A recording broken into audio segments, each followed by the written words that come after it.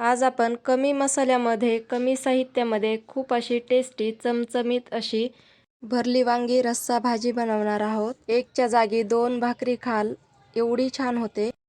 तर मी पाव वाटी खोबरं घेतलं, याला छान आपल्याला भाजून घ्यायचंय। तर इथे तुम्हाला भाजी किती बनवायची त्यानुसार खोबरं कमी जास्त घेऊ शकता। तर याला छान असं खमंग भाजून घेतलंय। पाव वाटी शेंगदाणे घालू यामध्येच आणि भाजून घेऊ। तर इथे खोबरं आणि शेंगदाणे छान भाजलेत, याला मी काढून घेते आणि थंड व्हायला ठेवते। थंड झाल्यानंतर आपल्याला यामध्ये सुके मसाले घालून याला जाडसर वाटून घ्यायचंय। तर कढई गरम करत ठेवली, यामध्ये 2 ते 2.5 चमचे धना पावडर घालते आणि याला थोडंसं हलकंसं भाजून घेते। भाजून झालं, याला मी एका प्लेटमध्ये काढून घेते। तर आता मी इथे 1 पाव काटेरी छान असे वांगी घेतलीत आणि याचे मी काटे काढून वांगी चिरून घेते। दांडीचा जो टोक आहे तर तो पण आपल्याला थोडासा कट करायचा आहे।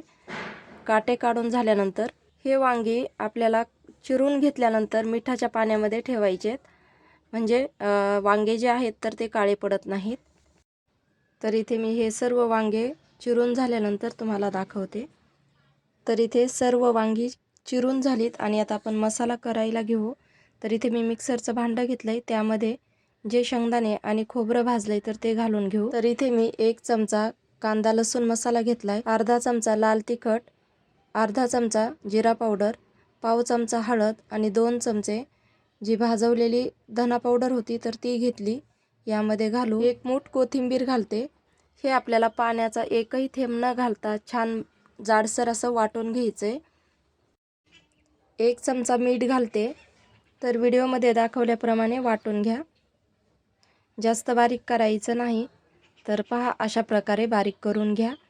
याला आता एका प्लेटमध्ये मी काढून घेते। यामध्ये सगळे साहित्य आपण घातल्यामुळे वरतून आपल्याला यामध्ये काहीच घालायचं नाही। आता याला मी वांग्यामध्ये भरून घेते। वांग्याची चव दुप्पट वाढण्यासाठी या वांग्यातलं पाणी मी काढून घेतलंय आणि आता मीठ घेतलंय पाव चमचा। हे मीठ आपल्याला वांग्याला लावून घ्यायचंय, यामुळे वांगी खूप छान टेस्टी लागतात।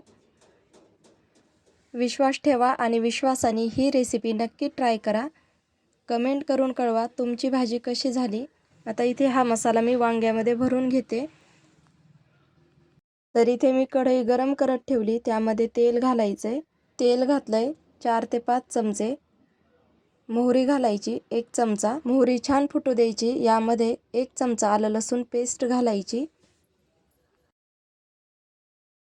आलं लसूण पेस्ट छान लाल झाली, यामध्ये अजून मी अर्धा चमचा कांदा लसूण मसाला घातलाय। त्यानंतर जो आपण मसाला बनवून घेतलाय तर तो घालून घेऊ आणि याला छान परतून घेऊ। मसाला छान परतला, यामध्ये वांगी घालायची। वांगे घातल्यानंतर यालाही हलकंसं परतून घ्यायचंय आणि लगेच आपल्याला यामध्ये पाणी घालायचंय। थोडंसं पाणी घालायचं, जास्त नाही, आणि झाकण ठेवायचं 5 मिनिटासाठी। 5 मिनिट झालेत आणि छान आपली ग्रेव्ही तयार झाली। वांगे पण छान नरम पडलेत, पाहू शकता मस्त झालंय। ही भाजी अगदी 10 मिनिटात तयार होते।